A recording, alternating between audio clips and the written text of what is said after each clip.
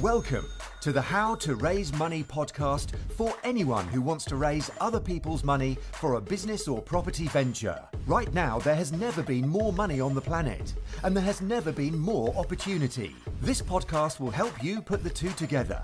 So, if you need money for your business or property proposals from banks, lenders, angels, whales or dragons, this is the podcast for you.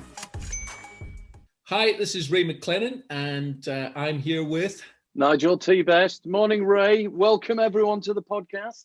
Yeah, good morning. Morning. And we have a guest this morning, and it's Mr. Dan Eaton. Good morning, Dan. Good morning, Ray. Good morning, Nigel. How are you both?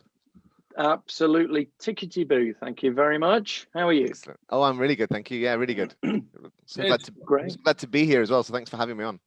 No, you're welcome. You're welcome. We're doing a series of interviews, and we couldn't do a series of interviews without interviewing you, Dan. Tell us a bit about your journey. What do you do? Where do you get your money? Yeah, I mean, we've dragged you on. We've made you rearrange your setup. We've made you sit in a comfortable position, and now we're going to grill you. We're going to grill you and find out everything about Dan Eaton and why people should be listening, because there's some valuable lessons in here, folks. Some very valuable lessons all about how to raise money. Yeah. Well, I mean, I'll tell you a little bit of a backstory about what I've come from, absolutely, and then we can delve into some of those lessons, because I know that I have learnt lots through my journey so far. So if I take you back maybe 3 years, 2017, that's sort of when my property journey started. Prior to that, I was in the corporate world, and prior to that, I was in the Royal Navy. So that's my potted history. And okay. Hang on. We forgot to ask. We've had someone from the Navy before, a few episodes ago. I found out he was a chief petty officer. What were you then, Dan? I was also a chief petty officer, yes. Oh, well, there's two a penny, aren't they, Ray? They're two a penny. We need some apples or something like that, don't we? Hey, what's going on here? Chief petty officer on what? Doing what?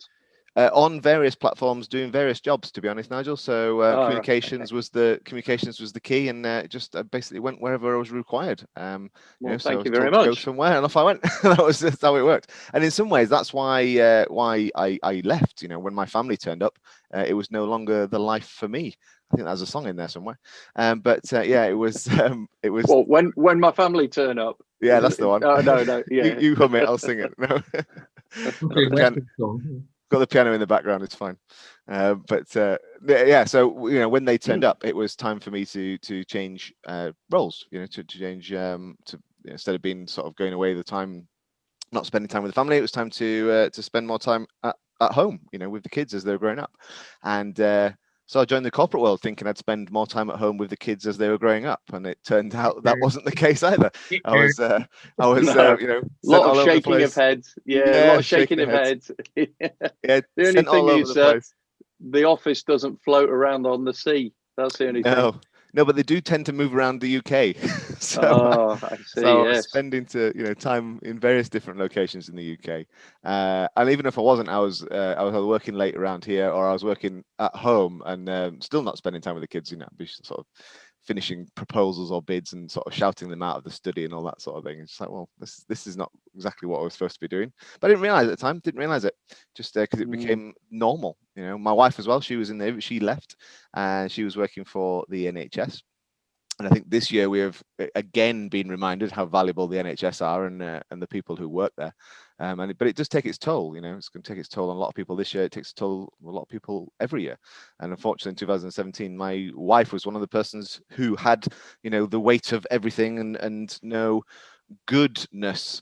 So she was running a couple of NHS departments. So was seeing all the bad side of things, the budget cuts, the shortage in funding, the shortage of staffing, the bed short, all of the downsides.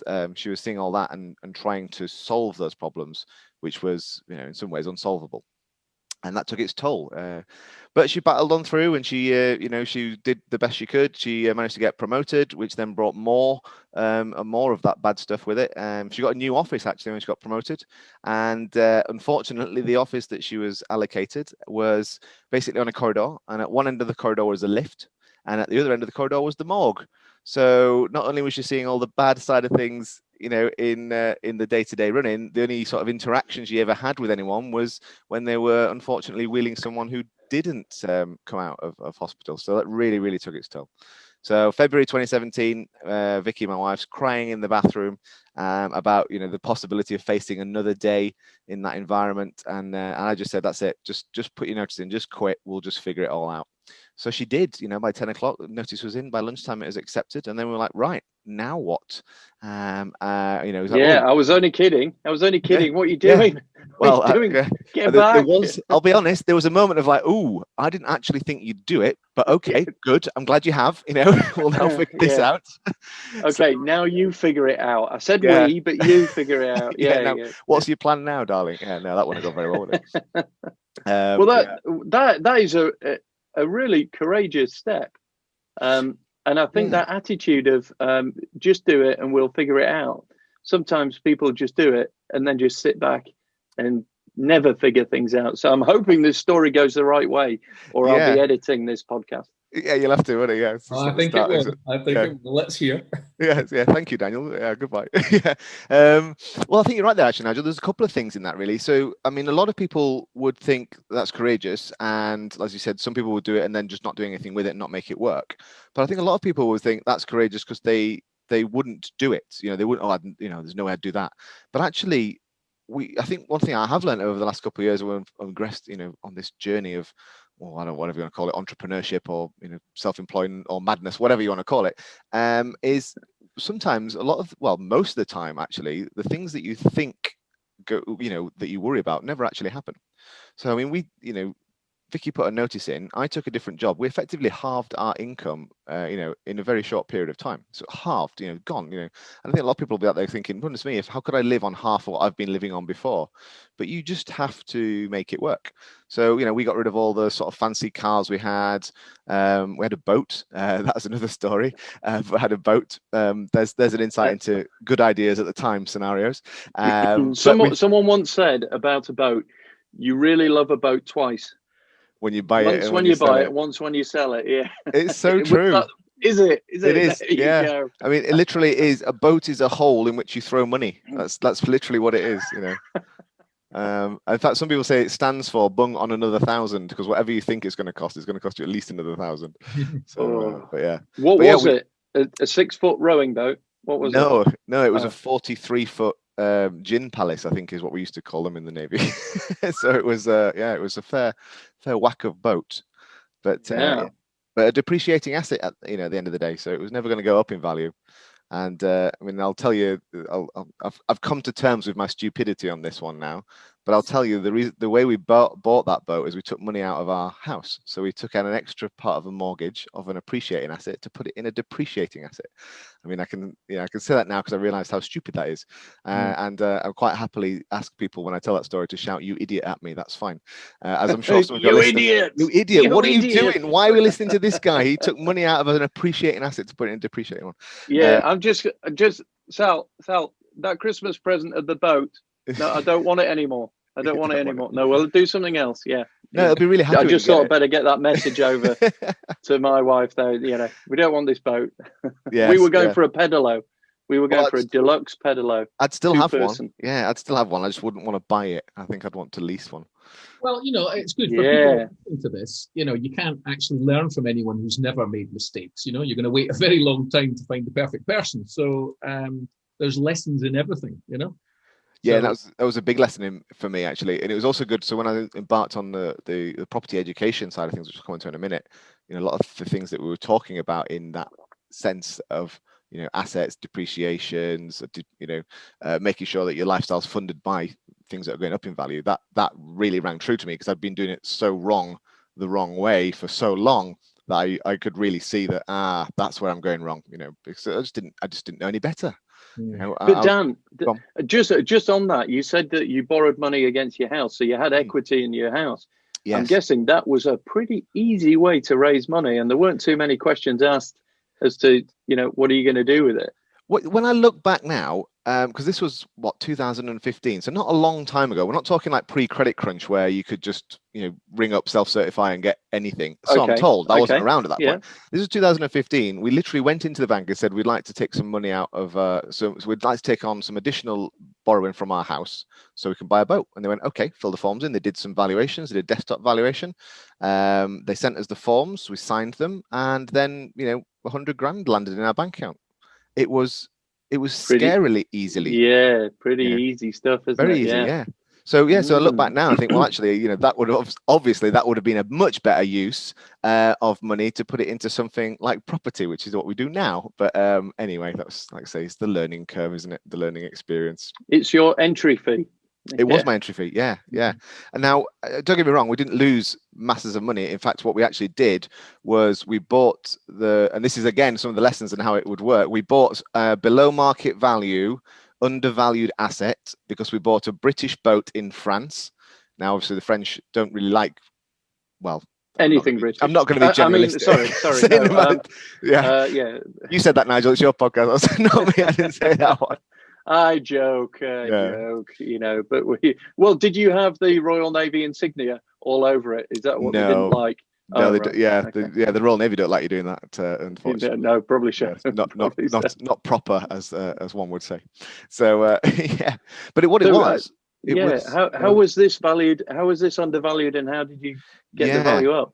So basically, because it needed some work, and I'm not talking about major structural work, I'm talking about, some cosmetics. And one of the main things it needed was, because it was an open top sort of sports cruiser, it needed its soft top, or its, its tonneau cover and its canopy. It needed all that canvas replacing.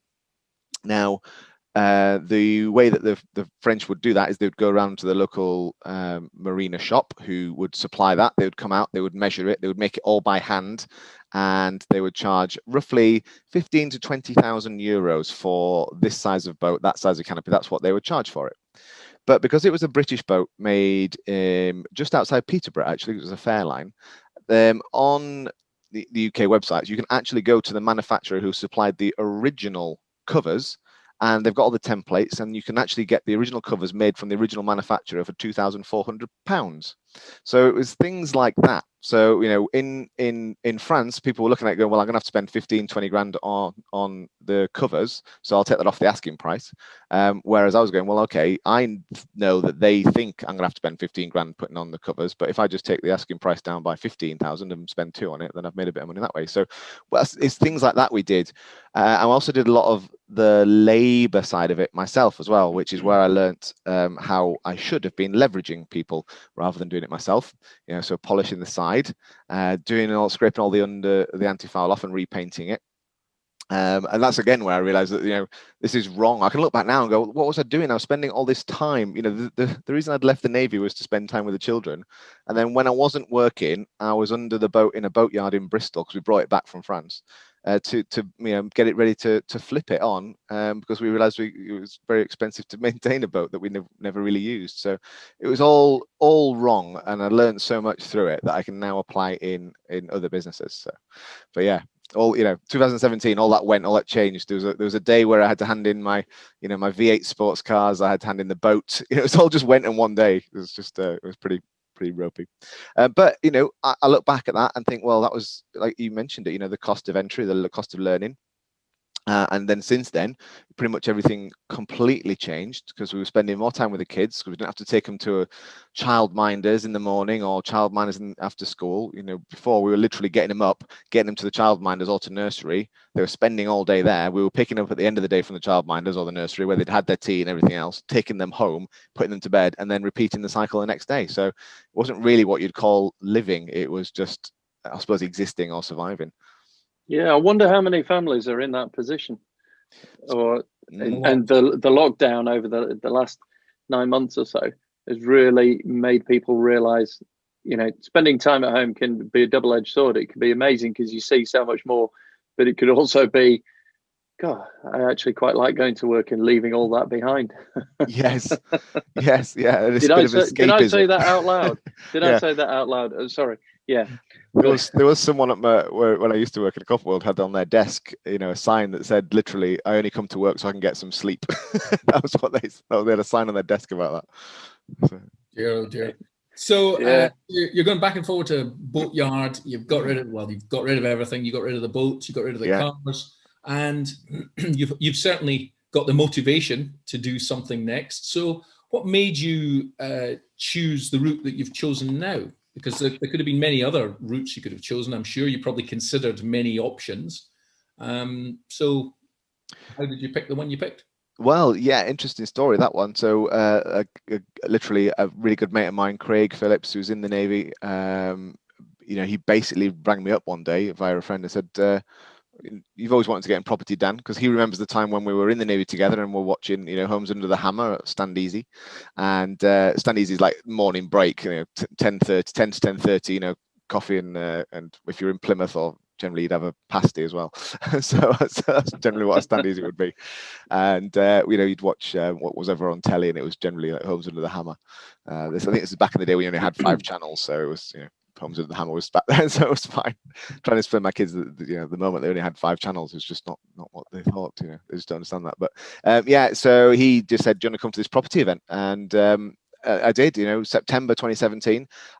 Like you say, Ray, it was, we'd been through a massive change. We were sat there thinking there must be another way. But also what we'd found is we were a lot closer as a family because we were spending a lot more quality time together. So we got rid of everything. So, when I say half the income, it was hard work. We'd gone from having, nice, fresh food delivered to the door to, whatever we could get in the reduced aisle in the supermarket. I think one of the memories that sticks out to me was the reduced Ginsters pasty meal, which was literally the Ginsters pasties that were in the reduced food section because they were out of date that time. That's what we started looking at and living on. The food turned a lot browner rather than greener. But I can't complain about that because there are people in far worse situations. And, we kept the house over our heads. We never had any problems with that. We never defaulted on any debts. We just had to massively change our lifestyle. So when Craig invited me to that property event, I thought, well, yeah, let's go and have a look at this then. This might be the other way, a different way, the way that we're looking at in terms of doing something different. So you were at the event. Did you go to the event with your wife or just yourself? No, just me. Because it was over a weekend and we had the kids. So I just went and basically not unilaterally decided, because that's not the right way, but I was listening to the speakers talk about the different property strategies, and one of the things that really there was two big things that came out of that for me. First one was that there's no real secret to doing property investments or property developments or anything like that. It's just it's a process and it's a piece of knowledge that I didn't have. Okay, so you don't know what you don't know. I didn't know that that's what it was. So that was the sort of the big reveal. The second one, which was the most important one, was that you didn't need your own money to do it. Okay, now the things that people were talking about at that event made perfect sense to me because I'd done it all in the corporate world.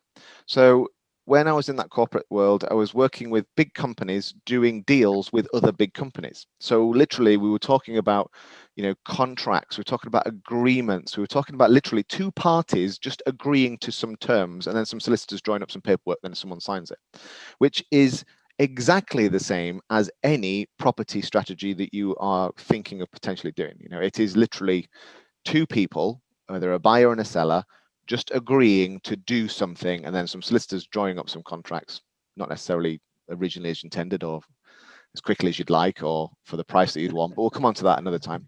And then both parties will sign them, and that's pretty much exactly what it was. So there's 2 massive reveals for me. Was there's nothing special here, nothing secret. It's just knowledge I didn't have, and actually you don't need your own money to do it, which was good because I didn't really have any. So you decided, presumably at that event, you made some decisions to do some training. Mm-hmm. So that would have been an interesting conversation when you got home to tell your wife what you'd seen, because you now had to replicate what you'd seen and almost convince her that it was a good idea. Yeah, well, yeah, there was a number of phone calls throughout the event where it was just, do you know what I've just learned? Did you know? Did you know? In fact, one of the conversations went, did you know that when we went to stay in London in that apartment, it was just a serviced apartment. It wasn't anything special. It's just someone probably rented it off the landlord and then put it on Airbnb for the evening. You know, it was like, oh, right, okay. Now, those conversations had happened, through that event weekend. And yeah, I didn't go into too much detail about what was all the stuff because you want to overwhelm. And like you say, it's very difficult to try and replicate 3 days worth of solid information that you've never heard before over a half an hour phone call. So yeah, but there were certain conversations throughout the weekend. Yeah. Good. What was your wife's reaction to that? Was she excited, or was she thinking, whoa, back on, Al, that sounds like a cult, just be careful, come on home? Which way did it go? So I don't think it wasn't so much the cult thing, but there was an element of, well, what is this? Because it was not a world we'd been into before. Having having the concept of a company that would train you in doing property education. It just didn't seem like that was something we'd ever come across before. It's not something that we'd all been both raised traditionally in the way that you would go to school, you would learn a vocation, you'd go to college or uni. I mean, I dropped out of college and went to join the Navy, but Vicky went on to university, and then you go and get a job in that field, or you'd use those skills elsewhere. So the fact that there was a training organization outside of that was something other than mainstream education was a little bit of a weird concept. Having said that, back earlier on in that year, when we were looking at what we were going to be doing, and Vicky was going to be looking at what she was going to be doing, we did come across a forex training company.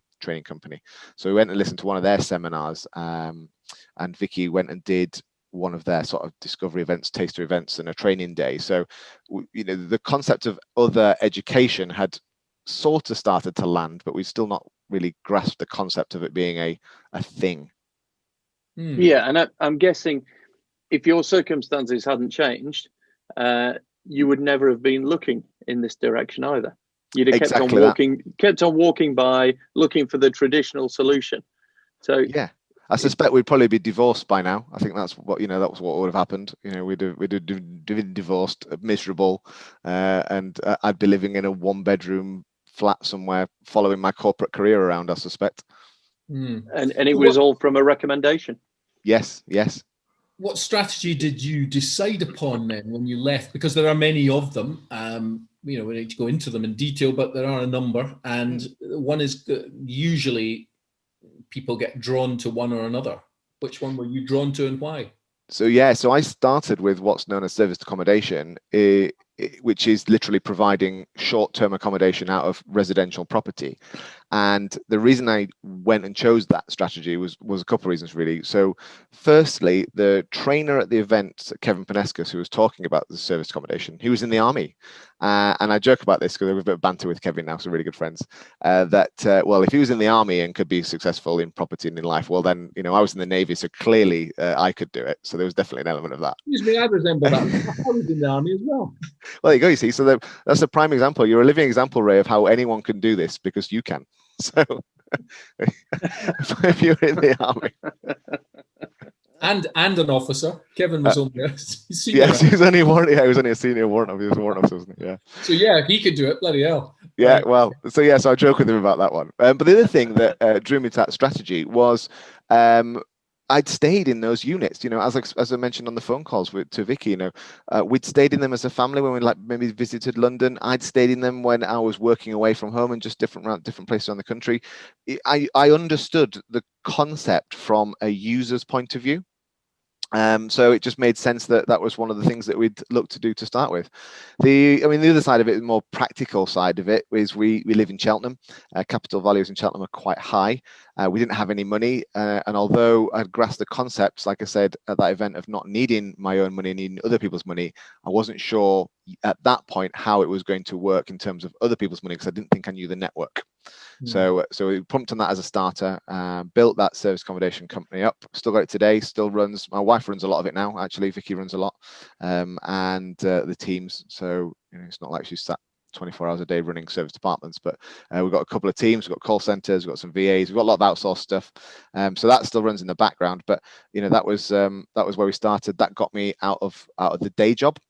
So I was able to leave the corporate world and then concentrate on what I class as the bigger stuff, which is the sort of converting commercial property into residentials, or the property developments, the new builds, that side of the business. So so you said it allowed you to leave the day job. How long did it take, and what's your quality of life like now? Yeah, so we started that event, it was at September 2017, and I left my job on the 26th of July 2019. So it was 18 months, something like that. Mm-hmm. But that's quite quick, and even for someone in the Navy, that's still quite quick. Yes. Did you work out a plan and say, right, okay, we need X number of units to replace my income, and then just go out and get them? Or how did you go about that? How did you strategize it? Yeah, so I'm more of a naturally a strategic thinker, and a bit less detailed, let's put it that way. So although I had a strategic plan to replace the income with service departments, although my mentors kept telling me to write down the plan and work out the numbers and work it out to the nth detail, that's not really what I'm good at. So I'll have a go at it, and I think it would be about this, and I think it'd be about that, but it didn't ever really materialize that way. I knew that we needed to expand and to grow the business to get the income in, and that we needed the operation side of it to make it run smoothly and reduce costs and therefore increase margins. So that understood and worked. And Vicky's brilliant at the operation side of things. So she's really good at the more detailed aspect, the more the operation side of it. So it worked really well in terms of, I'd do some strategic stuff, basically go and make some deals, get some units, build some platforms, and then it would almost get handed over to Vicky to make it actually work. So we'll give her a lot of credit for that, because she doesn't really get that much credit, really, I don't think. But she definitely makes it all sing and work. So if she's listening, thank you, Vicky, you're brilliant. Yeah, thank you, because you've probably just doubled our audience as well. So thank you very much. Oh, right, okay. Yeah, that'd be great. How did you raise the money? We'll get Vicky onto it in a minute. So with those, you have Vicky on next week. She'll tell you how the story from her side. Brilliant. So in terms of doing those, in terms of building that business, we started off with a rent to rent model. So we were renting properties in a sense, taking other people's properties, we were then putting them onto the likes of Airbnb and Booking.com. So we needed very little capital input at that point. So that worked really, really well in building up the business and then getting the cash flow in to then leave the day job. And then I was able to move on to the development projects, the bigger development projects. So I'll go back to your question, Ray. Our standard of life, our standard of living, completely different. We spend a lot more time with the kids, spend a lot more time as a family. We don't have to worry about work. I'll give you a prime example of that. February this year, before we had all the chaos and all the lockdowns, kids were on February, half term or whatever it is, and I think the Thursday before they were off on the Friday. We just thought, well, shall we just go away for the week next week? Well, yeah, we haven't got to worry about taking time off work. We haven't got to worry about who's got annual leave and who hasn't. We'll just go. So we just literally just booked somewhere, went to Paris for the week, booked the flights, whatever was available, not too much of an issue. Stayed in an apartment, whatever's available, not too much of an issue, and just had a fantastic week in Paris. And that's the type of thing that we're able to do now, because we don't have to worry about booking annual leave, how we're going to pay for those types of things, what the kids are going to be doing. You don't have to worry about any of that. It's just it just becomes a very, very different lifestyle. I can talk to you guys this morning and not have to worry that I'm late for anything or that I've got to rush off for work. I could just pretty much do most of the things I want to do when I want to do them. I have to ask you the question. Yourself and your wife, presumably you trade through a limited company. Mm-hmm. So you're both directors of the company. Yes. Did you have a board meeting in Paris? Yeah, well, my accountant's a little hot on that one. We had some aspects were business. Did you search property in Paris? Well, I did some mentoring calls as well, actually, while I was there. So that's the other thing that's good, because again, the technology, the business all runs themselves, but you can check in. We've got an internet connection, and I did some mentoring calls in a similar way that we're talking this morning. Just over internet. Safe to say that was a legitimate business expense. Yes, yeah, indeed, yeah. With all the French wine at the same time. Dan, then you've got kind of a base level of income coming in from the service accommodation. Vicky's, doing 99% of the work. It's about time you pulled your finger out. But you're looking then at a different property strategy, commercial to residential conversions and new build developments. Okay, that is a whole different ball game. You're going to be having to arrange all sorts of things there for getting development finance, purchase finance, and all the rest of it. So I take it that's all gone smoothly. Would I be right? You are absolutely right that has gone as smooth as it ever could. No, it didn't go smoothly. I don't think. Right. I don't know what. I don't think anything worth anything is smooth. Goes smoothly. But yeah, I decided that we were going to start, diversifying the business, and I'd start focusing on the commercial to residential development. A lot of people are scared of doing that because there's a perception around the amount of money that's required. So we're talking about doing £1 million deals here. We're talking about the properties are worth millions of pounds when they're done, and that scares people because it's a big number. And there's a misconception that you need millions of pounds to do that. You need millions of pounds to do millions of pounds worth of deals, and that's not strictly true. Although you might need hundreds of thousands of pounds to do these deals, it doesn't have to be your hundreds of thousands of pounds. And that was, again, back to this big light bulb moment that I didn't need my own money to do these deals. I just needed someone's money. Okay. So how did you find that person, and how did the conversation go? Because a lot of people listening to the podcast sort of go, well, that all sounds great, but actually, how do you find these people? And then when you do, what do you say?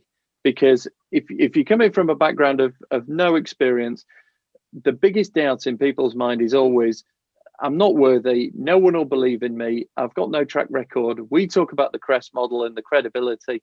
I have no credibility. What conversations did you have to try and overcome that? Yeah, that's a great question, actually, Nigel. So you're right. There's lots of people out there who and I work with people actually on that in terms of their confidence. Like, well, why would people invest in me? Well, for the first thing is, if you can't answer that question, then you're going to have to go through a process yourself to work through that, because you need to believe in yourself before others will believe in you. So there's an element of that. But because people had told me, in the same way that they had told me that you could do service accommodation, you could borrow someone's property and put it online, the same way that they told me that this is a strategy and it's just knowledge, I just treated the ability of raising funds, raising money, raising angel investment, whatever you want to call it, I treated that in the same way. I was told that you could do it and that you just needed to go out there and do it. Now, it was the same people who told me this that had told me other things that had come true. So I had no reason to doubt it. I had no reason to believe that it wasn't possible. So I went with an approach and a mindset that said, well, this is possible. People who I know have done it, have told me they have done it. I've seen it. Therefore, I'm just going to go and do it. So it was a case of literally building a network. And it wasn't specifically targeted as a network of people who I thought had money. It was just a case of just building a network. We're talking about property being a people business. So I like talking to people, particularly about property, you may have gathered. So if I'm just talking to people about property and building my network that way, then it sort of naturally just fell out of that people I was talking to, some of them had money. And some of the conversations went along the lines of, oh, I'm just looking at this big deal at the moment. I was looking at this big deal at the moment. It's looking good. There could be some really decent profit margins in it. I just need to find some funds to put in it. That it could be just a simple conversation like that with someone in my network. And they might turn around and said, oh, well, I've got some funds available to put in. How much do you need? And let's have a conversation about it. Or it might have been a conversation that went, oh, that sounds really interesting. I know so-and-so is looking to put some money into something. Maybe you should connect with them. And it's just literally conversations like that just led to more conversations, which led to people putting money into property deals with me. It was as simple as that. Okay. That is the face-to-face conversations that we were all enjoying pre-lockdown and pre-COVID. How has everything changed, or has it changed in terms of having those conversations and building those relationships when you can't meet someone as easily face-to-face? Yeah, it's been a little bit difficult this year in in continuing that. And the deals that we've been doing this year are the ones we sort of set up at the beginning of the year and the end of last year. So they were all okay. But as we started getting to the end of this year with our new sort of deals coming through, it's been really difficult because we haven't had those networking events. We haven't had those conversations with new people to expand our networks. So in some ways, we've been relying on our existing pot of investors, which have been brilliant. You know, by the way, they've been absolutely brilliant, the current crop of investors. And it's getting to the stage now where we're looking forward to being able to go and talk to more people to bring in more networks and more investment later on. But there are things, you know, we can do. So I've done a number of podcasts which have led to some conversations. We've got a lot more social media going out now, talking about this a lot more, and that's leading to some potential conversations, some leads. But you know, you still need to do the networking. I mean, I did a Facebook post on it recently, actually, about I went to my daughter's hockey tournament at the weekend, and it was absolutely hammering it down, freezing cold and rain. And I just got talking to one of the other hockey dads, as now is the term known. And it turns out they were a wealth manager who've got a lot of clients who've got problems with property. So we're meeting in the new year to talk about their problems and if there's anything we can do to help with that. And I think that also helps as well, coming from a point of servitude as well. So if we can help people with their problems, whether it be property problems or their funding problems or their money problems, or they've got too much money in the bank and they don't know what to do with it, then, you know, we can help out with that. Absolutely. Yeah, interesting. So you're almost the sort of the conduit of people looking to invest, and your raising money is actually giving them a solution where they're probably sat there with very poor returns in these days of low interest rates, and just giving a different way of thinking about it. So yeah, cool. That's pretty good, Ray. I mean, I can't believe, Ray. I can't believe that Dan has just waltzed through this, you know, as easy as everything. There's got to be a bit of a shocker. There's got to be a late night, you know, wobble. There's got to be a early morning wake up with sweaty palms moment. Or are you going to prove me wrong, Dan? Have you had those? Life is going to chuck you a few balls. I mean, people say to me, how do you sleep? You know, and sometimes you have one of those nights and you say, yeah, I slept like a baby. I woke every half hour screaming. Was it one of those? Absolutely, I've had those moments, and you know, they're like I said earlier. You know, this isn't easy stuff. In some ways, it's simple because it's a simple process, and exactly as you described there, Nigel. There are people out there with money in their bank accounts that is not earning any interest, and you know, if we're to believe the way we're heading, will soon be costing them money in terms of negative interest, and that's a problem for them. So we can help with that, but it's not easy. Okay, it's not easy to find those people. It's not easy to structure a deal. It's a simple process, but it's not easy. So you've got to keep at it. But then, like I said before, if anything in life, what is worth anything in life? It's probably a better way of saying this, but you know if anything's worth anything, then it's going to be hard work. Okay, so you know, if it's not, then it's probably not worth much. So if it's your life that you're building, it's worth something.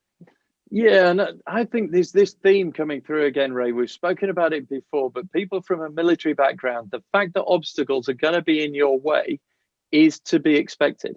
Whereas I think probably the larger general public, if an obstacle comes in their way, they just collapse and fall at that very first obstacle.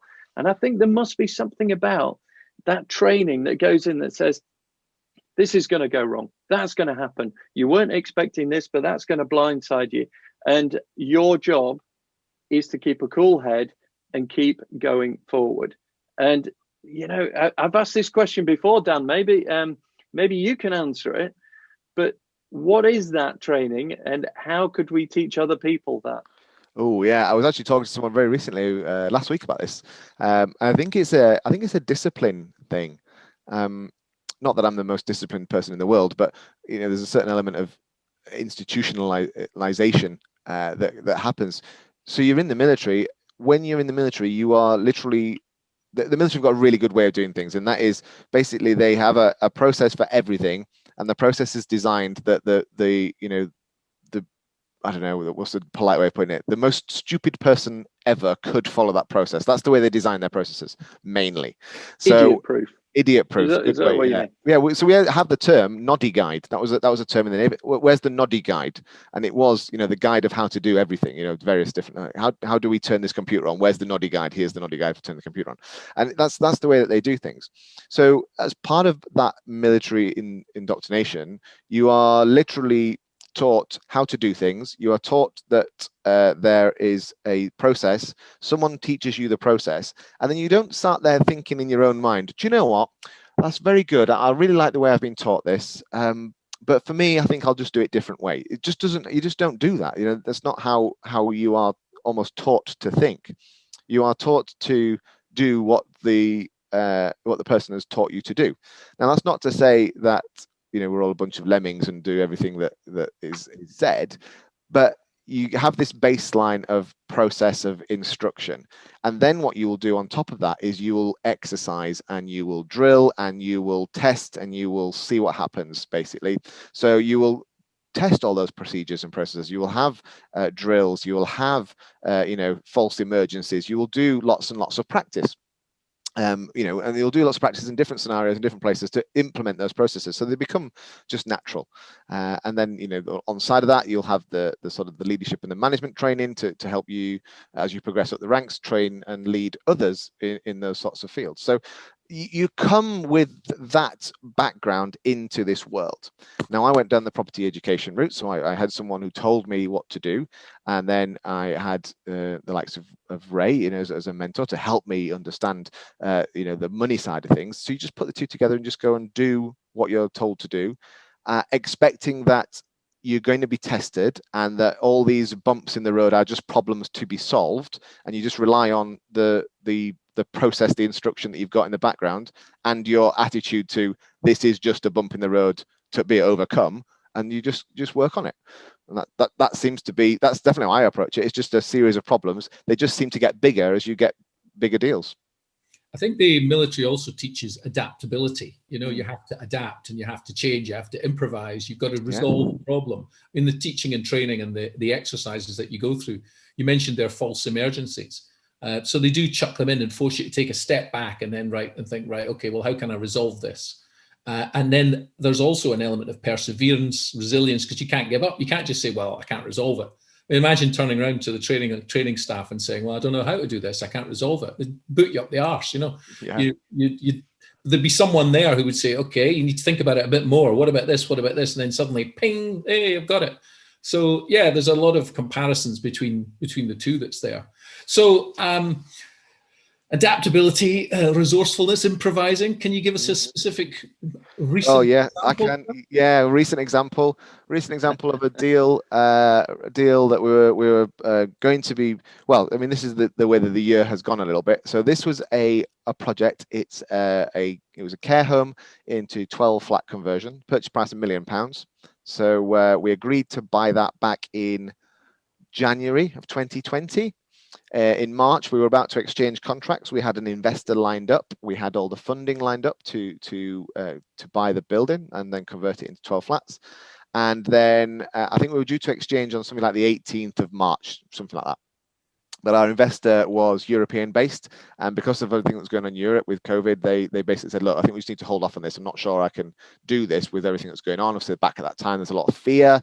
We were going to be locked down. We were going to be in another credit crunch. We were going to have all these problems. Anyway, obviously, the week later, we did lock down. So we didn't exchange contracts on that one. And we basically communicated with the vendor throughout the summer. And we still had the deal on the table, which was fine. Then we had to think about a new way of funding it because our investor had pulled out and wasn't interested in investing in the UK property market for the time being. So we found another investor. That was all good. And then 2 days before we were supposed to complete, back in August, they pulled out their £250,000 worth of investment because they didn't like the paperwork that the senior lender, the development lender, was asking them to sign. So the fact we'd been telling them for 6 months they'd have to sign this paperwork, we had it all in the legal agreements, we had to sign this paperwork. They were like, yeah, we'll sign it.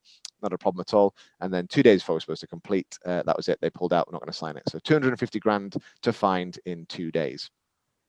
That was a challenge.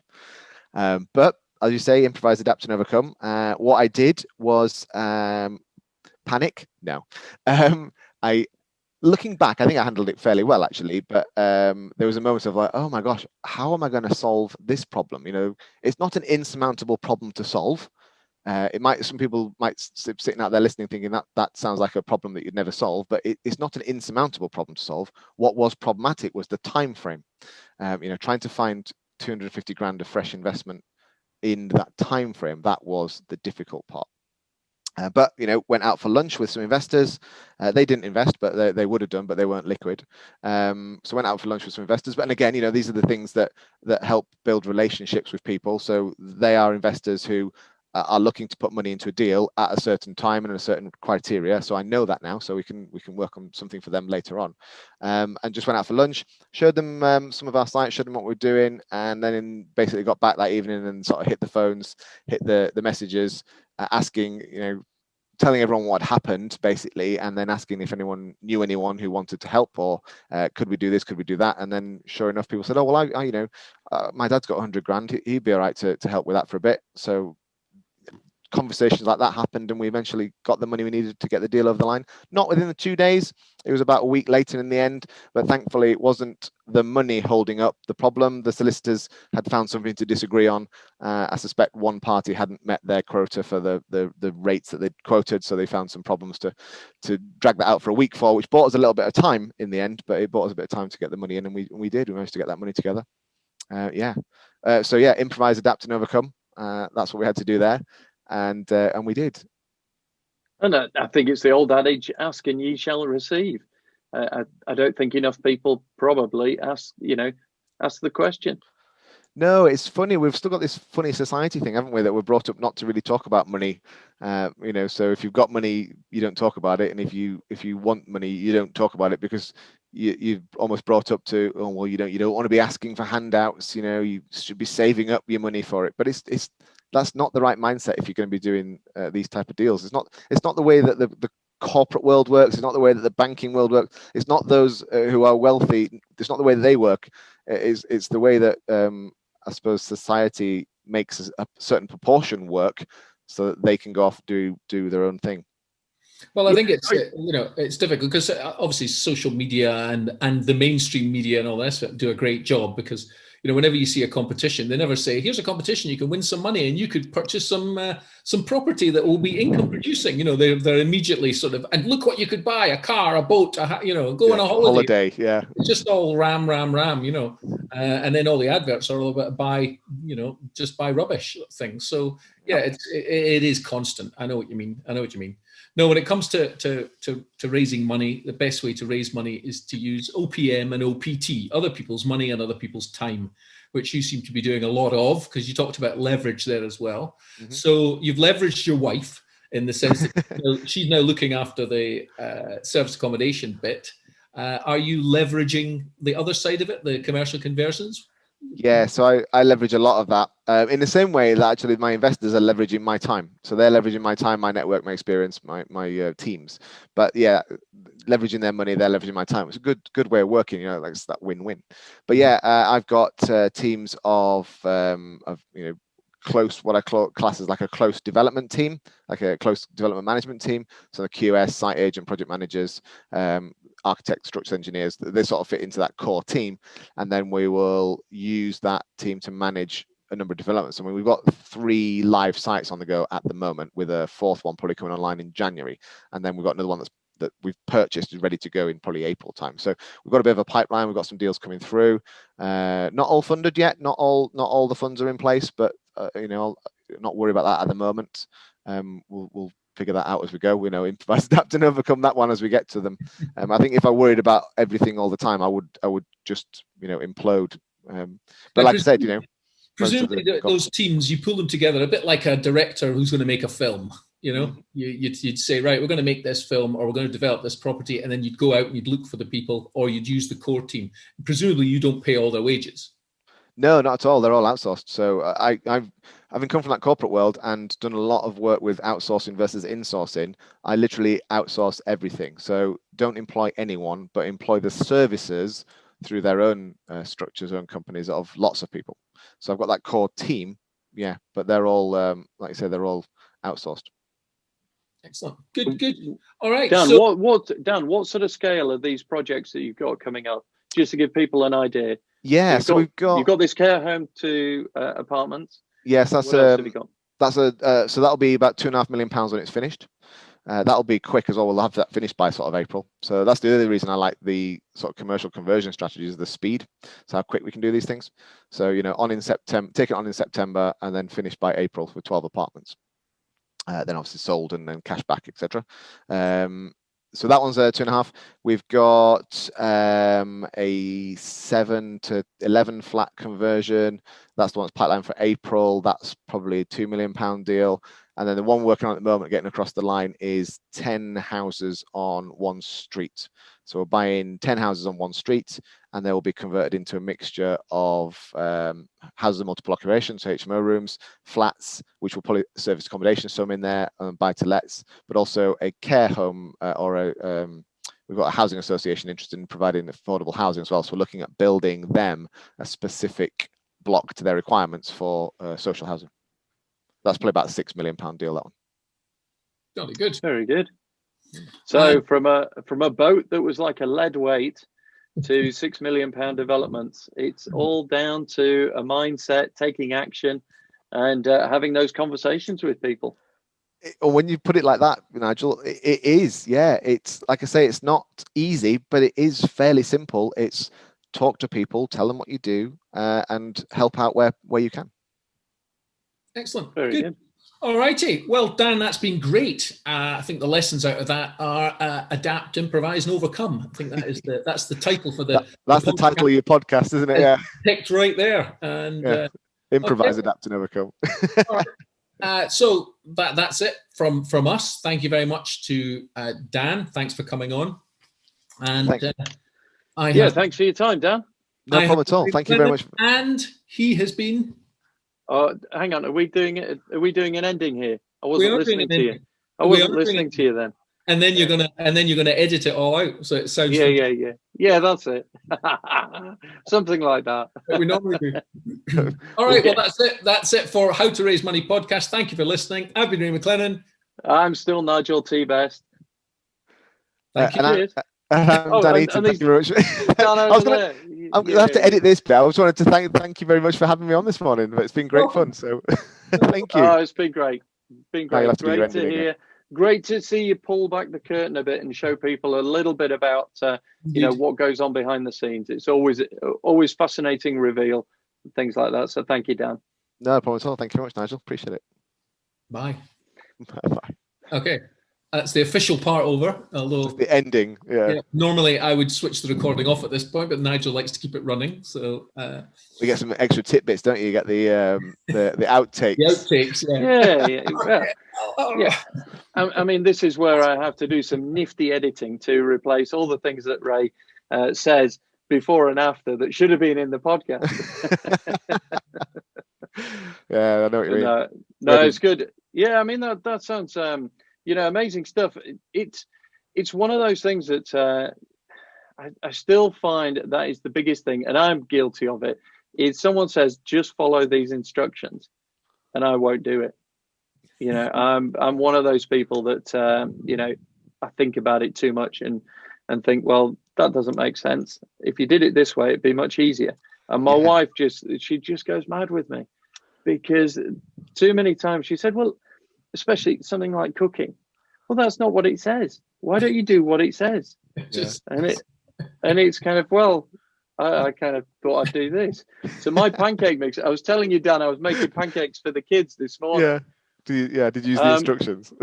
No, because the instructions are, well, I'll tip a bit of flour that looks about right, a couple of eggs and some milk. Yeah. And that's kind of it. And when it looks about right, then it's ready to go. My middle one, Oliver, he will get the weighing scales out, and those digital weighing scales have to be precise. Absolutely precise. And that drives me mad. And when he sees me doing my way, it drives him mad. He's going to do well then. You might end up joining the Navy. Yeah, there you go. But it is that military thing of, I'm going to give you an instruction and you will follow it. Yes. I think that's maybe it. maybe that's it. But no, I think it is. I think it's just it's a simplistic process. I mean, like I say, it's not easy, but Ray told me I could do stuff with other people's money, so I was like, okay, Ray, and off I went and did stuff with other people's money. There you go, perfect. Good example. Okay, all right. I have a all right, nice one, Dan. No worries. Better go. But thank you for that. No worries. Yeah, sweet. All right, cheers. Thanks. Cheers. Bye, Dan. Cheers. So there we go, Ray. Another military person, another Navy guy. We're going to have to change our theme tune to "In the Navy, you could sail the seven seas," or whatever it is. But keep coming back to it. This military style of doing things. Here's some instructions. Follow them. And if things go wrong along the way, you do this, and this. And this is the attitude you got to have. It's you rarely see anyone who's got a military background who does not take action. Too many people we talk to, they just sit around expecting it to happen. Whereas those guys, those men and women, just say, well, it's only going to happen if I make it happen. Yeah. And someone's told me what I've got to do, so get out of my way because I'm doing this. And 0 to £6 million deals. That's pretty good going, isn't it? And it's quite a short space of time as well. Yeah, excellent. So there you go. Although it sounds like he's got a keeper there with a wife. Yeah. Never upset your ops manager.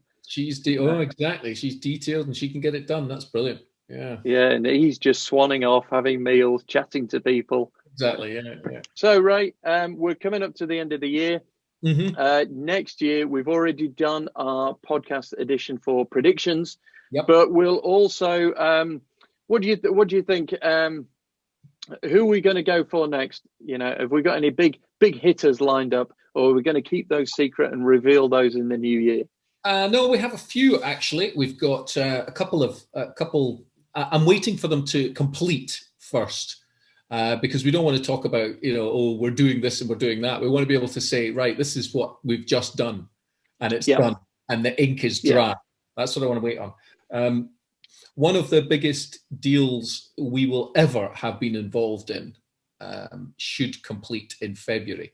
So we will talk about that once it completes. This is the one that I've chatted to you about several times. I don't know if you have. This is a biggie, but there's a lot of good stuff in the pipeline. There's still a lot of money out there. As Dan was saying, there's a lot of people with a lot of money sitting in the bank getting nothing for it, and they might even be going into negative equity.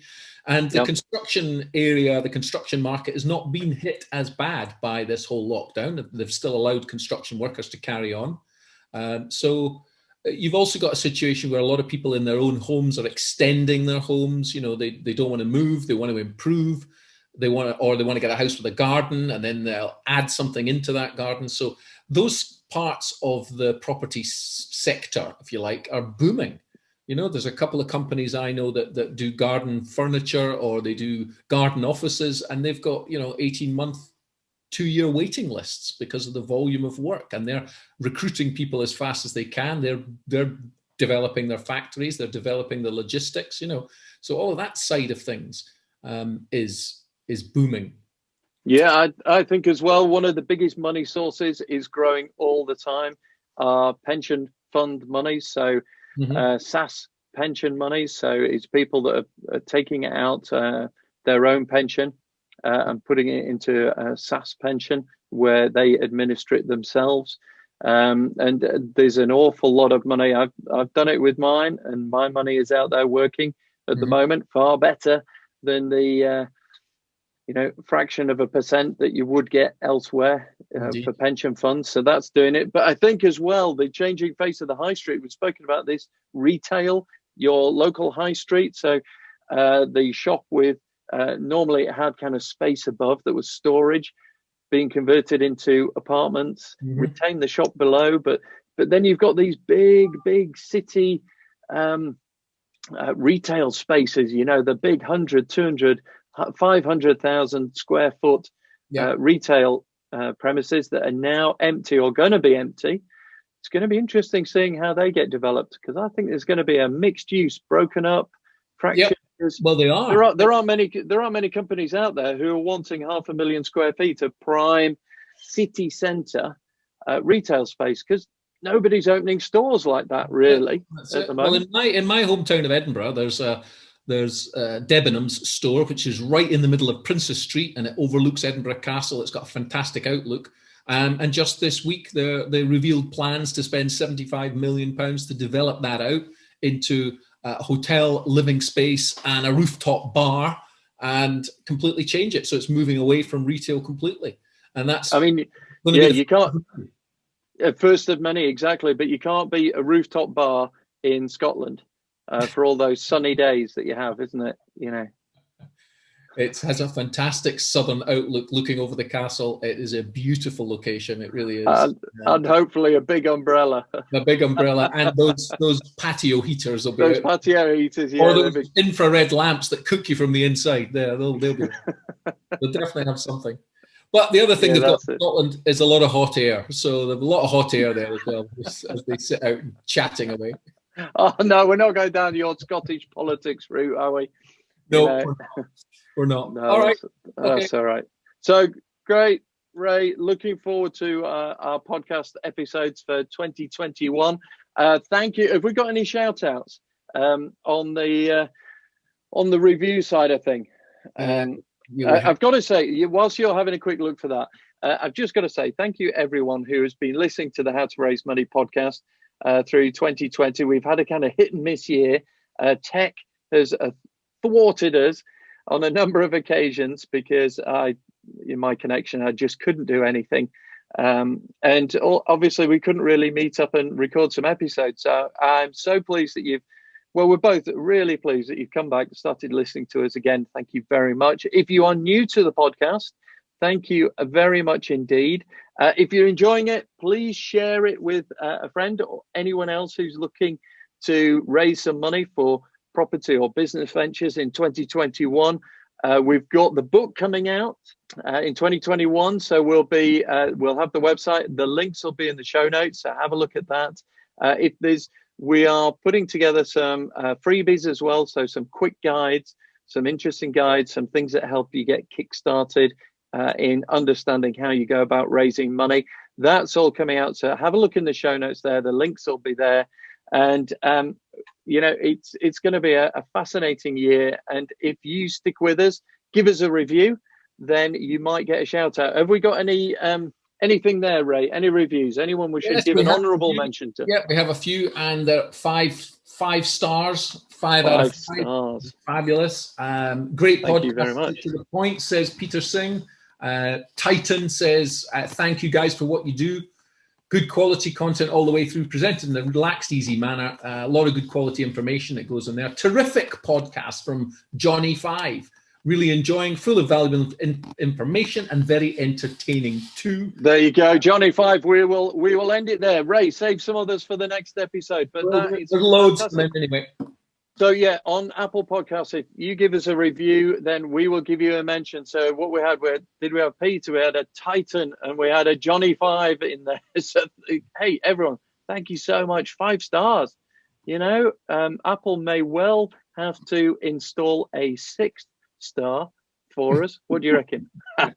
Or am I getting too big-headed? You're getting a bit too big-headed. A bit too big-headed. Yeah, absolutely. But no, we really do appreciate it. Glad you're enjoying it. If there's anything as well, so we'll put links in as well. If you want to get in touch and say, hey, look, I'd love to know more about this, then let us know, and we'll see if we can do an episode about that. So if there's something that you think we're missing a big trick, or you feel that you would like to feature on the podcast because you've got a interesting story about how you went about raising money, what it's done for your business, all those sort of things, again, have a look in the show notes, drop us a line, and we will get in touch with you and have a chat. And who knows, you could be the next one on here on the How to Raise Money podcast with him, Ray McLennan, and me, Nigel T. Best. Thanks, everyone. Bye. Bye for now. All right. Take care. Cheers. Bye. Cheers. Bye. Thank you for listening to the How to Raise Money podcast. It's made for people who want to raise money as debt or investment equity for their business or property proposal or empire. The website has all the useful links and underlying research, and you can get downloads of the checklists and other useful information. See you next time, where we can show you how to raise money. There is abundance. There is money enough for everyone on the planet. The question is, who has yours?